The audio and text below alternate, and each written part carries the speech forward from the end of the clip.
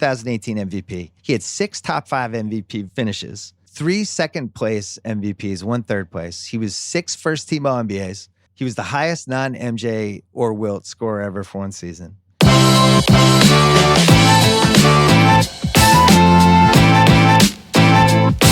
Right. So Harden's Houston legacy quickly. He was there 8 seasons plus the really crummy 3 weeks he had this time. 2018 MVP. He had 6 top 5 MVP finishes, 3 second place MVPs, 1 third place. He was 6 first team All-NBAs. He was the highest non-MJ or Wilt scorer ever for one season. He led the league in scoring and assists separately. He reinvented the threes and free throws thing and basically started a revolution with that. Became the prototype for this is, if you do these 2 things at a high level, you're going to be really successful and maybe you don't need anything else. He was in one of the most famous what-if trades ever in 2012, which is a trade that I think is one of the 3 or 4 greatest what-ifs in the history of the league. He perfected the step-back 3 and the Euro step. 2 things that were kind of lingering around, but he was the one that really popularized it. And I think the effect he's had on younger players with those moves, is going to speak for itself over the next 20, 25 years, whether you hate it or not. Incredible durability. If you look at all the guys starting with the 2012-13 season, he led the league in points, minutes, free throw attempts, free throws, and win shares just for that whole time, mainly because he was really durable.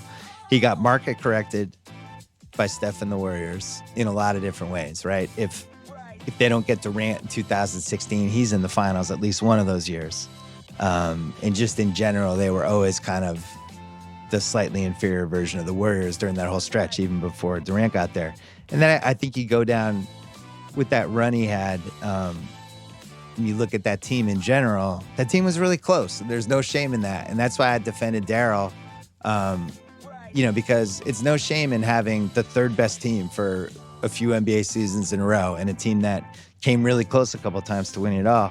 I think they'll end up that Harden Rockets era will go in a group with like the 80s Milwaukee Bucks, the 90s Blazers, the early 2000s Sacramento Kings, the mid-2000s Suns. Those teams that they were almost there, they're really memorable. I remember Chris Connolly liked to use the word critically acclaimed.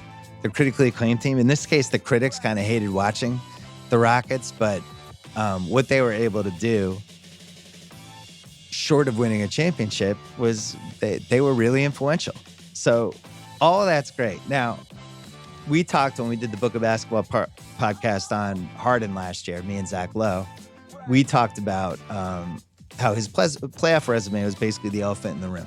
He had a basic no-show in the 2012 finals. He was really bad in that series, and people have always thought that was one of the reasons he got traded.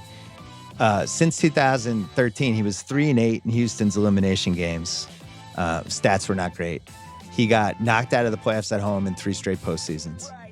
The 2015 Clipper series, that Game 6, the famous Josh Smith, Corey Brewer comeback game, Harden was on the bench all the time. He was 5 for 20 in a elimination game and was sitting on the bench with a towel on his head.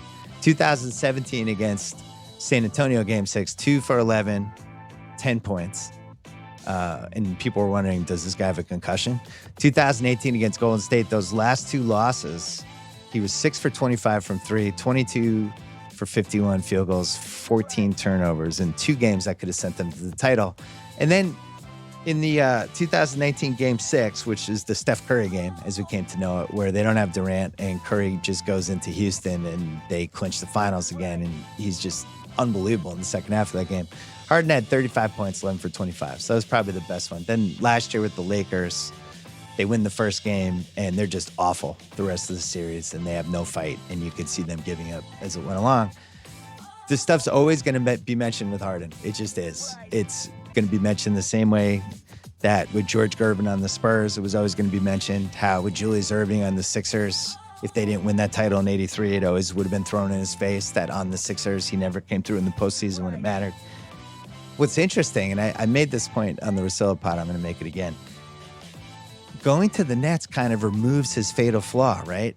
You know, on that Book of Basketball podcast I did, Zach compared him to Karl Malone, which I was really jealous of, because it's like, this guy's the Karl Malone of guards.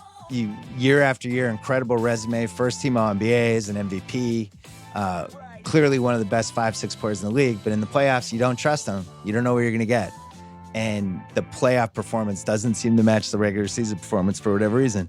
I think with Malone and Harden, there was a similarity why that was the case where, the more you played this Rockets team in a series, if you played them 7 times in 2 weeks, you kind of got used to what they were doing. And versus like if you're catching them in your 3rd game in 4 nights and all of a sudden they're throwing this weird offense at you and it's just a little weirder. There's the same thing with Malone and Stockton where they'd run that methodical pick and roll and, the half-court offense, slow it down. If you saw it for one game, it's a little different than when you're just seeing it every day over the course of 2 weeks. Now he goes to Brooklyn where he can just be good in the first 44 minutes of the game. Last 4 minutes, they can put him in the corner and he could basically be in one corner and Joe Harris could be in the other corner. Kyrie, who's one of the secret great closers we've had at the guard position ever. And then Durant, who's the best scoring forward of all time. Maybe Harden ends up being the 3rd option on this team, as crazy as that sounds. This guy's one of the best offensive players of all time. But if I'm in a playoff series and I'm playing Miami or I'm playing Boston or I'm playing Indiana, it's the last 3 minutes of a game, I'm picking him 3rd. To be the person I want to run the offense through. I want to go through Durant and I want to go through Kyrie if he's feeling it. And then with Harden, he almost becomes a luxury. And the ironic thing is maybe that's perfect for him. Maybe that's the way he's gonna have to win the title.